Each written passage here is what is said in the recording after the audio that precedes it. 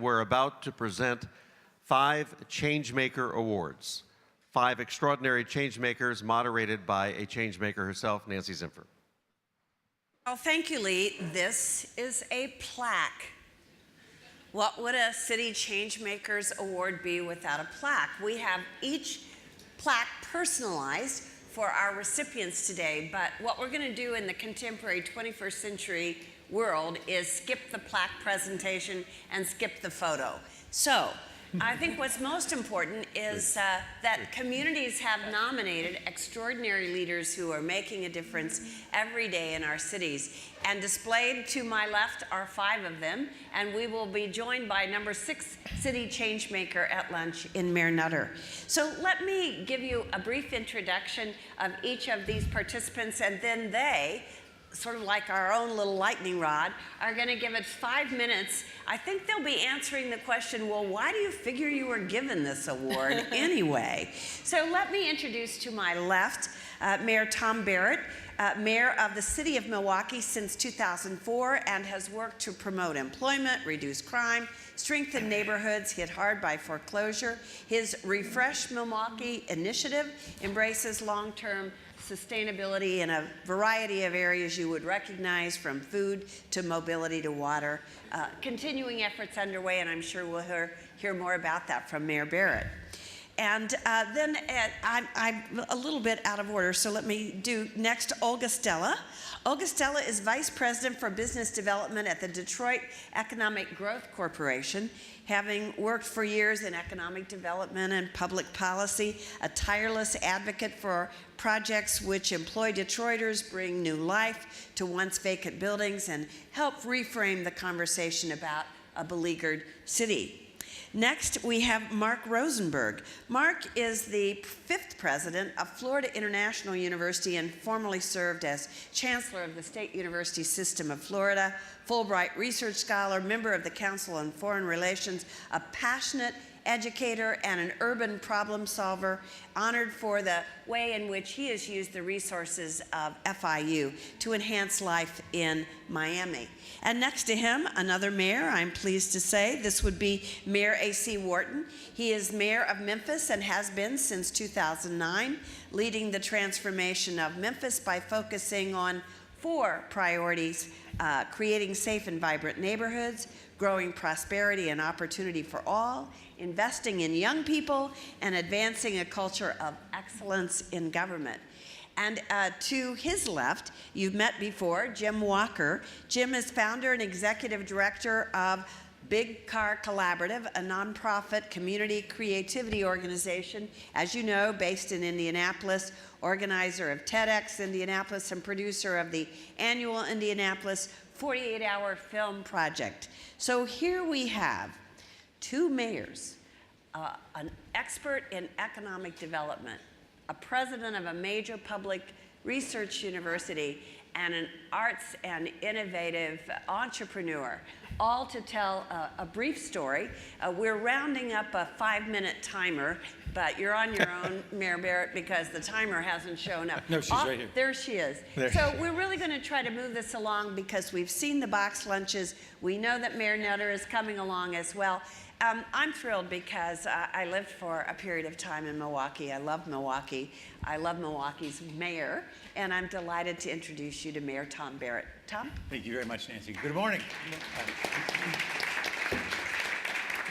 Well, I'm delighted to be here. This is a great, and I think very challenging and stimulating conference. And with all these distinguished guests here and people with great degrees, my training and my education really is based on Broadway musicals and songs. So I want to start out with just a little review of Fiddler on the Roof.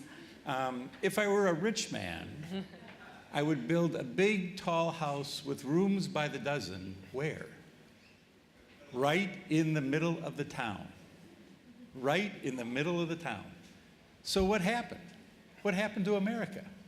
Why did the wealth leave? Well, the wealth left because the freeways were there. And all of a sudden, here we are, 40 years later, 50 years later, and we are fighting back. And we are fighting back, and we are more relevant than we have ever been before because we have the natural advantages. And what I mean by the natural advantages, all of the cities that have been formed in this country were formed primarily because of water, because of transportation, because of the ability to draw people into cities. So my second, not Broadway song, but song that comes from my childhood is, of course, you have to have a Barbra Streisand song. It's for people who need people. Because if you don't like people, forget it. Forget it. If you like people, cities are the place to be. But the challenge we've had in our city, and the challenge a lot of cities have, is that people wanted to write us off. They wanted to leave us and leave us all behind. Leave us with, quote, the problems. But I think what we're finding now is it's just not going to work because we are fighting back. And we're fighting back in Milwaukee. And I just want to show a couple quick things of how we're fighting back. You can see right here, these are the Milwaukee road shops in the mid-1900s. This is in the center of the city, right in the center of the town. Transportation hub, the Milwaukee Road. All of a sudden, they left. It was deserted. And what we had instead, we had this picture, which is actually from the 1990s. This is not 1890s, this is the 1990s, less than a mile from our stadium. So what do? We put a road through it. There had never been a road there. You needed an all-terrain vehicle to get from one end of this valley to another. And we invested a lot of money. At the top of the screen is Miller Park, and you can see the parking lots. But then we started having companies move in. We should have more coming up here. Palermo's Pizza came into the valley. Ingeteam, companies you haven't heard of, but great local employers. And we've now filled the valley with probably 4,000 jobs. And we did it because it's right in the center of the town. Nobody lives there, but it's close to where people live and need jobs. And that's been the focus that we've had, is how do we bring the jobs to where the people are? We've got public transportation issues galore for the areas outside the city in the county, and we thought we've got to create the jobs in the city for the people who need them there. So that's been a real success story. It's interesting and somewhat amusing for me to hear about Beer City, Grand Rapids, or Beer City, because we know a little bit about beer in Milwaukee. And what we've done, though, with the old Pabst Brewery, and I know my time's running out very quickly, is Pabst left in 1995. And again, we were left with a deserted area, an area where I say only half in jest, even the bad guys didn't come because there was nothing going on there. And we've had an incredible public-private partnership. And you can see a new school of public health, you can see a banquet hall, you can see a parking structure that was needed, and you can see what is now a wonderful, wonderful hotel that's been located there, and we're bringing the neighborhood back. So again, the message is we're bringing the neighborhood back. Again, this is a beer line. This is where the railroad tracks, where they came to the breweries from the 1990s. Pow, this is what it is today. People love to be near the water. They love to be near universities. Put them near the water, put them near universities. But we know we also have challenges, and I'm sure Memphis has similar challenges where we've got pockets of poverty. And now our challenge is to take some of the locations in the central city. This is a former auto body plant where we have to create jobs there in the central city. We've just cleared the land, the city partnership with others to do that. And this is another location on the near south side where we've got a water accelerator building on the left side because of Milwaukee's location on Lake Michigan, or as I like to call it, America's fresh coast. We have an opportunity to bring a lot of water technology businesses there. And so we're trying to lead with our long suit to do that. So my whole point here is we've got a lot of young people who are moving to the cities, and I think it's because they've got student loans. They can't afford to buy a house or even a car, so they want to be near public transportation. They want to be near other young people, and they're coming back to the cities. We've got more energy than we've ever seen before with young people, and we're going to just continue to capitalize on it. Wow. Yeah. Wow. You got to kill those. A few more, you can skip all those. You know, I will say, too, Milwaukee was one of the first cities, if not the first city, to bring down a freeway spur, that road that you look at and say, why did they ever build that road in the middle of the population? And I know that you've regrown and redeveloped that area as well. So I think that happened because a group of architecture students were doing a charrette, and people probably said, oh, it's just students being crazy. And they were being crazy, but it happened. So it's just an excitement. I think that was the beginning of a number of the developments that you've presided over. So Olga Stella, if you would please tell us what's happening in your town, in Detroit. Absolutely.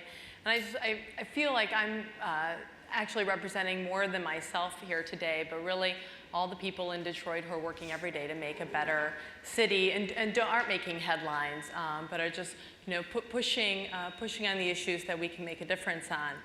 It's no surprise that many of you know that we've had quite a few challenges in Detroit over the last few years. And just in the tenure that I've been in my job, the national foreclosure crisis decimated our property values, took out the collateral that a lot of entrepreneurs were planning on using for small business development. We had what we jokingly call the year of the 3 mayors. Our major employers were on the verge of bankruptcy. And our city has been circling the fiscal drain proverbially, and now is in bankruptcy. So it's been a pretty interesting few years. And I think what I'd like to talk about today is what do you do when you keep getting socked in the face every time you try to stand up? And how do you keep moving forward? And I'm going to talk about really 4 principles that I've employed, but I actually think our whole community has employed. And the first is really about just dealing with the basics. And in the world that I work in economic development, that has to do with growing the base and closing new deals, and just making sure that you're starting to build the narrative that you want. But really just taking care of the basics when it comes to that. After you've done that, after you've really set that table, then you can start to think about the second principle is about thinking entrepreneurially, and maybe this isn't going to work. So you adjust to what you can do. And so, part of what we've done is to really try to be entrepreneurial, to start new programs that address culture and market gaps, but that deliver real results. And not to be afraid of failure, and not to be afraid of making adjustments, but to create programs that really, it could just be that I'm from the Midwest. I don't think these programs are necessarily that sexy or that groundbreaking, but they've made a real difference in our community, and they've delivered real results in addressing economic diversification, increasing a value proposition for businesses to be in the city, and starting to address neighborhood development. I think the most important thing that a leader can do, and that many of us have done, is really put ourselves out there, start to address the distractions, and that has been something I've personally put myself out on the line to do, and with a project that's been very important to the city's future. It's a new strategic framework for the city called Detroit Future City. Detroit Future City addresses really every aspect of investment, of time, talent, and capital in the city's future. And while I did not write this plan, we had an internationally recognized team. There were 160,000 community participants who wrote the plan. My contribution was really about championing it, fighting for it every day, bringing stakeholders to the table, dispelling misperceptions, and standing up for it. Because I believe that this plan is important not just to my own work, but to the work that all of us are trying to do. And in much the same way, there are folks who like to create a narrative about Detroit that we don't all work together, that there's too many organizations. It's too hard for businesses to figure out how to work together. And so, again, I put myself out there, brought my colleagues in community and economic development together to create the Detroit Business Support Network. And that organization has now put forward the Biz Grid, a very easy way for anybody to navigate the city's entrepreneurial ecosystem. None of this would be possible without collaboration, and that's really the 4th principle. And I think what I most want to stress about collaboration today is that it's really it's an intricate dance. It's about knowing when to step forward and lead, when to step back and support others, and when to walk side by side with people. And that has been really, that's the story of Detroit. There is nothing in Detroit that happens without collaborative partnerships, without lots of hands. So I can speak for the results of my own organization. Just in the last 3 years, we've contributed 25,000 jobs and $2.1 billion of investment in a pretty rough time in the city's future. But you know, with all the headlines, all those national headlines, I would say that anybody that you talk to about what's going on in Detroit would be hopeful. And there are real jobs being created, real businesses opening, people walking the streets, people playing on our riverfront. And it is actually a very, very hopeful time in our city. And we have a very powerful motivator. And I would say the thing that unites all of us and the thing that motivates me is we're really working to build a better city for the children of Detroit, including my 2 children. And that is something that I think when you see the results of the work, you see these young people being able to benefit from it, it makes it easier to get up and get punched in the face again the next day. Thank you, Olga. Thank you. You know, for all the people here from Detroit, I think CEOs for Cities would be the most hopeful organization to feed your success. There's so much written about Detroit, and I think there's so much encouragement and optimism about the ability to master your own destiny. And so we'll be watching, and Detroit will be back next year, and we'll see how that's going. So from Milwaukee to Detroit, now we go south to Miami. Mark Rosenberg and I are colleagues in the university sector, and we're thrilled to have you here as well, Mark. Hi. Thank you, Nancy. It's an honor to be here. I want to thank CEOs for Cities. Some of the earliest and best literature about how universities relate to cities came out of CEOs for Cities, particularly the notion that universities, public universities, are anchor institutions. And so therefore, I'm really pleased to be here. I want to thank as well a number of partners that we have. Talk about an intricate dance: Miami-Dade County Public Schools, J.P. Morgan Chase, the U.S. Department of Transportation. I'm going to briefly mention those as well. Let me talk first about FIU. We're a public university. We were opened in 1972 with the largest opening day enrollment in the United States, about 5,700 students, reflecting the pent-up demand for public higher education in Miami. Today, we're 52,000 students. Over the last 4 years, we've added about 14,000 students. Very intentionally, it's not about size, it's about scale and our ability to leverage resources that come from scale. We're the country's largest majority minority university. I like to tell my friends in the Midwest, and I'm from the Midwest, so I can say this, that, come on down to Miami, feel what it's like to be a minority. And we're 64% Hispanic, 15% African American. In many ways, the shape of things to come demographically throughout the United States is what we look like today. As a public institution, we see ourselves as a leading research center, leading student-centered research center devoted to local and global engagement.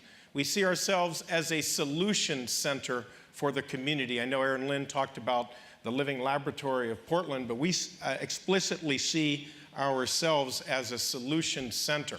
And therefore, we attempt to develop win-win partnerships that can enable us to ensure that the community benefits from the research and the creative energies that we have at our institution. I have a quick video I want to show to give an example of what we're doing. Is it this button? You can try or that. will you show the video? Looks like they're ready. There we go. Okay. Florida International University is committed to being a solutions center, regionally, globally, and in the surrounding community. Through partnerships with public, private, and nonprofit entities, we use our resources, research, and intellectual capital to tackle some of the most pressing issues of our time. One of these projects is University City. This transportation hub will improve connectivity between our main campus, the neighboring city of Sweetwater, and other parts of Greater Miami. University City is a true collaborative effort. We have combined the talents and hard work of FIU faculty and staff, our congressional delegation, the city of Sweetwater, Miami-Dade County, and the state of Florida. Similarly, in the community of Liberty City, we are devoting resources to another partnership, this one to improve student achievement and create a college-going culture at a historically struggling high school. Working with Miami-Dade County Public Schools and the J.P. Morgan Chase Foundation, we have created the Education Effect at Miami Northwestern Senior High School. A model for the district, the project is helping transform Northwestern into an institution of academic excellence. We are seeing dreams become reality at Miami Northwestern. Our collaboration with Miami-Dade County Public Schools goes well beyond Liberty City.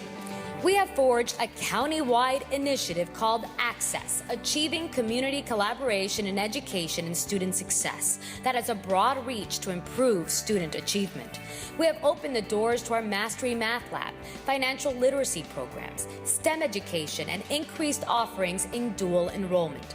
Access to a high-quality public education is critical to success in the 21st century workplace. Our partnerships will enable us to make this possible for every student who desires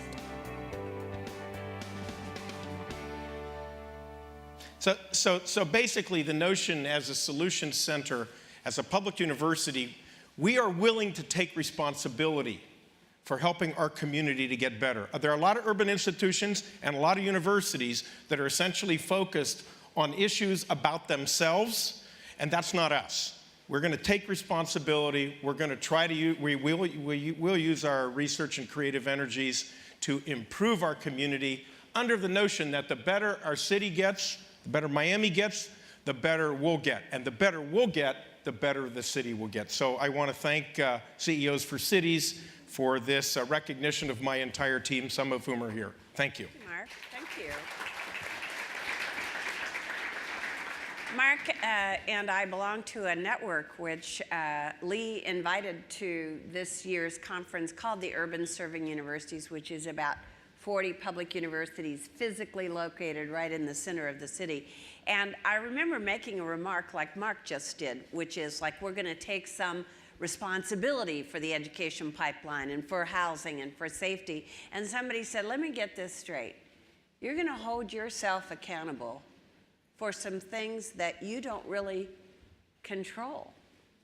And it made me feel, at first blush, a little silly, but at second blush to say, whatever else in the world matters, then those kinds of things, whether you control them or not. So I think FIU is making a name for itself as a problem solver. So as we move a little further north, but still in the south, we will arrive in Memphis, Tennessee.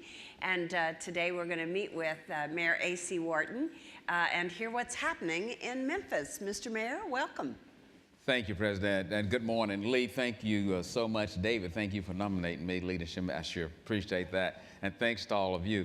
5 minutes, let me get right into this. As a premise, let me just tell all of you who's sitting out there who are probably sitting back saying, boy, we can never do that in my city. We got this problem, we got this. Hey, look, let me tell you, there's a little bit of Detroit in all of us, in every city in here. This is why when reporters come to me and say, we're not like Detroit, I say, hey, wait, we're just not showing as much. So get over it. That's the nature of cities. This is why folks came together, because, hey, there were some challenges that they could not overcome living out there in the woods alone. So if you're in a city and you're looking for that quiet day, hey, give it up. Go to Walden Pond. It is a fight every day. So that's the order of the day. You got to fight every day. You've got hostile state legislative bodies, hostile congressional policies. So let's face it, it's an uphill climb, but it's not for the faint of heart. As a matter of fact, I often say that Memphis is kind of like the bumblebee. If you look at a bumblebee, dynamically, a bumblebee is not supposed to fly. Look at that big tail end that just drags it down, and the wings are way up front. But you tell that bumblebee it can't fly. You tell our cities we can't. We can not only survive, we're going to thrive. And that's the spirit you got to have when you come into this. We have every excuse imaginable as to why we can't do anything in Memphis. Dr. King got killed there. It's a racist city. People will never forget that. Yellow fever wiped that city out one time. You're located on the New Madrid earthquake. You may wake up one morning in Greenville, Mississippi somewhere. Why build up the city? I mean, that's just it. And all of you can go to your cities and think of a zillion reasons why not to do something. Those of us who are here today think of a zillion reasons why we got to do something. We got our priorities. I won't belabor those. They were read in the introduction there, but they're very practical priorities. Find your neighborhoods in the city, clean them up, activate it, and sustain it. You can do that on 5 blocks, 25 blocks, or 100 square blocks, and that's precisely what we're doing. And everybody in every neighborhood can get a piece of the action. Clean it up, 25 square block, eradication of blight. No longer do we take a call, go out, clean up a lot. We say, hey, wait a minute. We're going to come into your neighborhood and clean up 25. You give us the list of those you want cleaned up. By the way, you got to deal with gangs, too. The gangs, I'm in a gang warfare. Go back to that one a minute, Carrie. The Crips, I believe it is. Somebody knows gang. Number 5, I believe, stands for the Crips. They've gone in and cut the word 5 out of all of my signs that we have in the neighborhood. So, hey, you're going to have some challenges there. But if the numbers are compelling just by being a bit systematic. We're really cleaning up the city. We're the one city, we have one traditional public housing unit left. We've gotten more Hope 6 grants now, the choice grants, than anybody. You would not be able to recognize or identify public housing. All of this is core city. Everything is focused on the inner city. You'll notice we're one of the few cities in the country that has 2-way bike lanes. If you look at what we're doing on the next slide there, Broad Avenue is a core city. I didn't choose the name, but you got to theme everything. Broad, a few months ago, was just boarded up buildings. The neighborhood came up with their own slogan, which is really catchy, and Old Broad with a new face. And it really just catches on. I didn't come up with that. That's what they chose. Then we go, and it does have a new face. We're going in, we have a theme, Mem Fix, Mem Shop, Mem Fix, we go in, fix up, Mem Shop, we'll turn your utilities on for a weekend or a week, let you sell your products, see if you got a market. Hey, if it does, you stay there, you get a grant. And we've taken 2 areas that were desolate, and there are 19 to 20 new businesses there. Placemaking, this is actually right in the middle of our city. Once was an old fairgrounds, lighting and everything. It turned it into just a real urban park in the middle of the city. That was the pyramid where our pro team used to play. Bass Pro is turning it in to one of its destinations. There'll be a hotel inside. There'll be conservation, all sorts of things for school kids to come in there. Just a huge attraction. It's on our river downtown. Just a couple of more here. The key is to build on your strengths. We are a river city. We've got the Mississippi River. Someone asked me the other day, was I going to build a convention center as large as the one in Nashville? And I said, hell no, I don't have to spend $750,000. They don't have a river. I got the Mississippi River. I can build it for half that and still get as many folks to come to my town. Build on your city's strengths. All of this is in our downtown area. Just keep rolling through. Keep rolling. We're focusing on human capital as well. We created an Office of Human Capital. That's one of the first things we did amongst a lot of criticism. We're bringing manufacturing back to the core city, as Mayor Barrett is doing, Mitsubishi, Electrolux. All of this is right in the core city, focusing on jobs. We're building places, but we're also building people. My time is up, and I will stop there.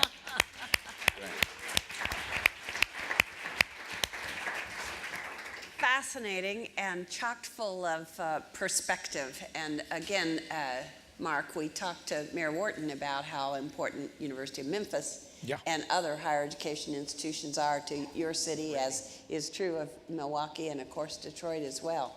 And I'm just, if I might, I didn't show the slide. We created a program called Urban Fellows, and we have a website that we created called the Colleges of Memphis, Knowledge, Wisdom, and Soul. This is our tangible, our intentional way of saying to the college students that we welcome you. I tell them all the time, you are not the leaders of the future. You are the leaders of today. And I know I'm running way over, but I have to say this. So many of us are designing cities the way we want to see them, which is horrible. You know, we have screwed this place up, but we're designing cities in the way that we see things. We're designing them for cars. If you look on the front page of today's Wall Street Journal about the trouble the European car dealers are facing, and there's a story about a guy who said he was getting ready to buy a car, but he said he was not going to buy a car till maybe he was 60. In the meantime, he's going to use bikes, public transit, or whatever.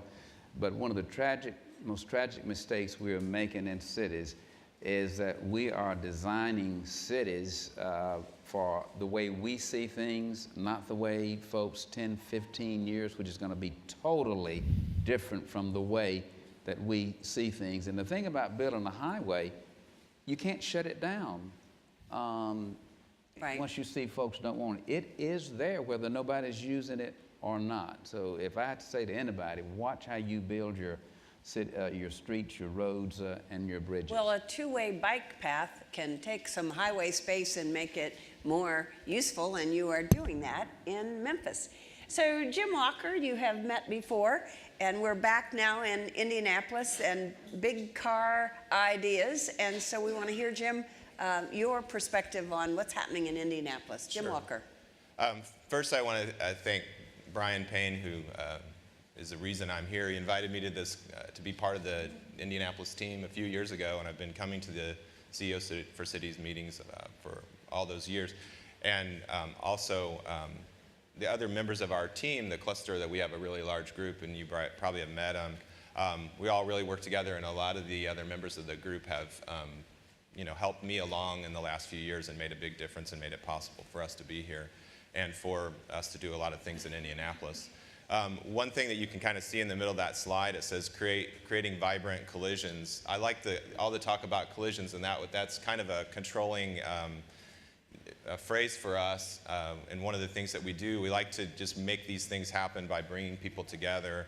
I just want to talk about a few of the there's a little summary of some of the ways that we innovate there, and a lot of it is through learning and through doing things like attending conferences like this, meeting people, and even getting to go on some trips, thanks again to Brian, overseas, so that we can innovate in Indianapolis. And we've learned a ton by visiting places like Detroit and other cities like Grand Rapids that are more similar to Indianapolis than maybe a place like Cologne, Germany might be.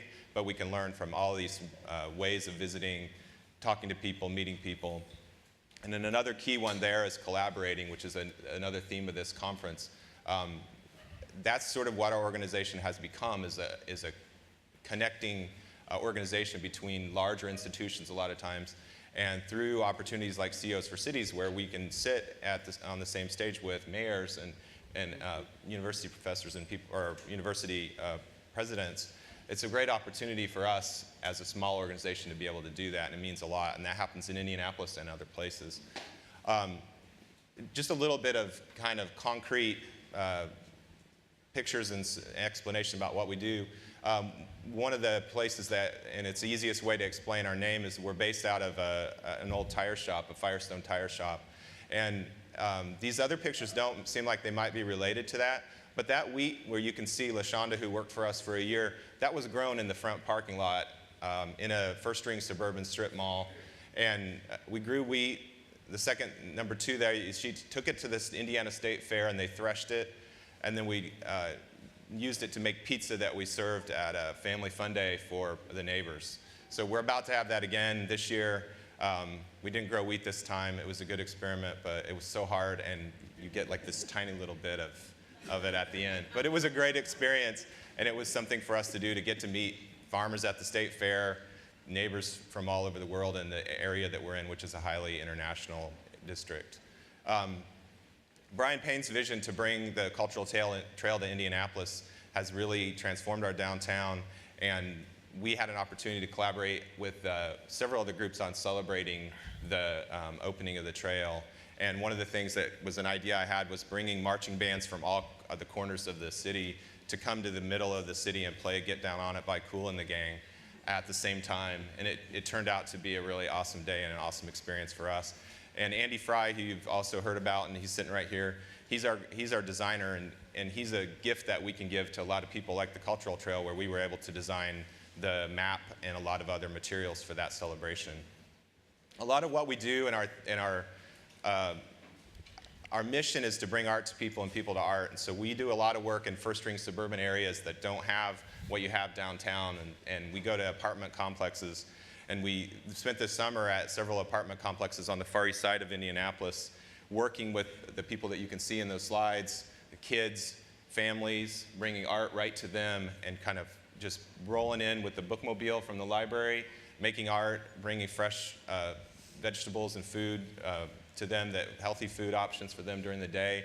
And the kids loved seeing us. They came running up, and it was something we're going to continue to do. My last slide is really about a guy that's sitting back there somewhere, Florian Riviere. He's here from France with us, and we like to collaborate with artists from other cities. We were able to bring in an artist in residence from France for a few months, and we took him. You can see in the background, he's in Detroit. We were recently in Detroit, and he wanted to go see one American city, well, two, New York also. But he wanted to see one other American city besides Indianapolis, and that was Detroit. And so that was in his agreement with us that we would take him to Detroit. So he's been doing he works with people out in public, goes in, helps us with events, does things like you can see on the one slide. If you look close enough, the people are spelling out hola, hola at a fiesta event. So basically, Big Car is about bringing art to people and people to art to try to help make our city a better place and to try to connect with people. And we're always very interested in giving and making things possible and saying yes to whatever we can do to help. Wow. Thank you, Jim. And you've unpacked the mystery of the name Big Car, because I'm thinking it has to do with smart cars or electric cars or whatever it has to do with art and community development and organizing and collaborating. So I was thinking, for one wrap question, I would say, so here we have this organization called CEOs for Cities, and it is built on this stage. It is built on collaboration between and among serious stakeholders in a city. So we also invite you to come as individuals or as clusters. So an organization like this, what has it done for you, or might it do for you if this is your first time here? I know it's not your first time, Jim. I'm not sure, Olga. Not my first time. Not your first time, but we're so thrilled to have nearly a dozen mayors. So Mayor Barrett and Mayor Wharton, we're thrilled to have you. We always welcome university presidents, especially ones that are trying to get out of their own way and bring down the separation between town and gown. So what can an organization like this do for you going forward?